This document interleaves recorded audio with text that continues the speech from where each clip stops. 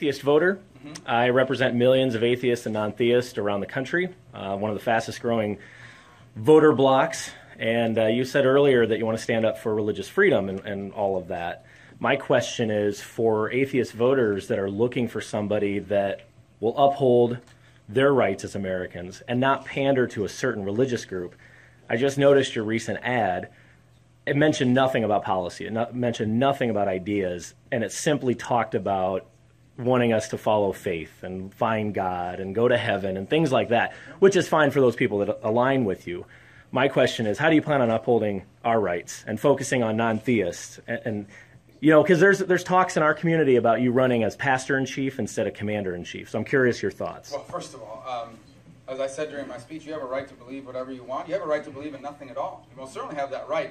By the way, I'm a Christian. I can't force you to be a Christian. Christianity is a free gift. Mm-hmm. We Christians believe that salvation is a free gift that has to be willfully accepted. I can't force it on you.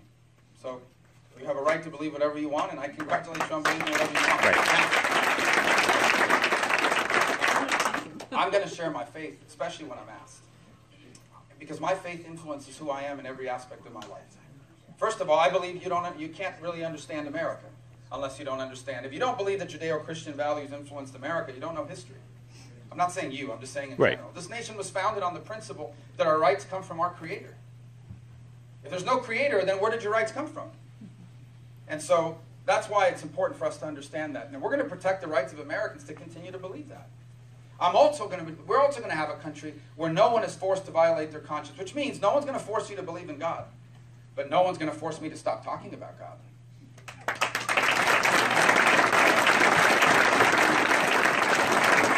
I'm not going to force you to pray. I'm not going to force you to go to church. I'm not going to force you to aspire or to espouse beliefs that you don't have. But no one's going to take away my right and your right to live out the teachings of your faith.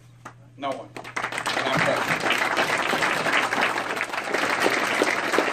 And I respect very much your willingness to stand up and ask that question, because I know you're in a small minority here of people that share that view that you have. But you have a right to it. That's why it makes it such a great country. I would say this, though.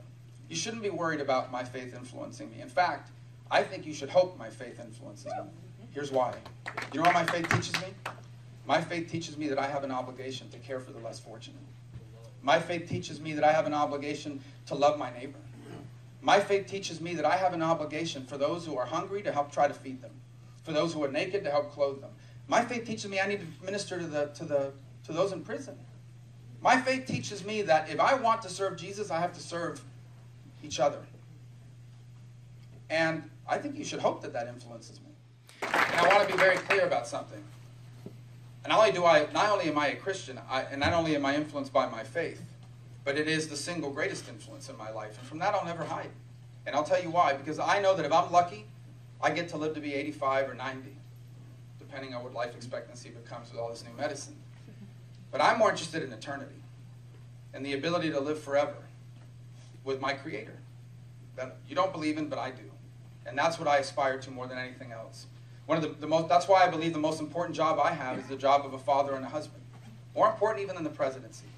Because I only have a handful of years to teach and instruct my children with the right values, not just to allow them to succeed in life, but more importantly, to also achieve, to be able to accept the gift of eternity. I believe that God, our Creator, became a man. And He came down to earth and lived among us. Suffered like a man would. Emotions, physical suffering, emotional suffering, pain, illness, sickness, sadness. And then He died. And He died to remove sins that we couldn't remove up to that point. They could only be covered, but they couldn't be removed.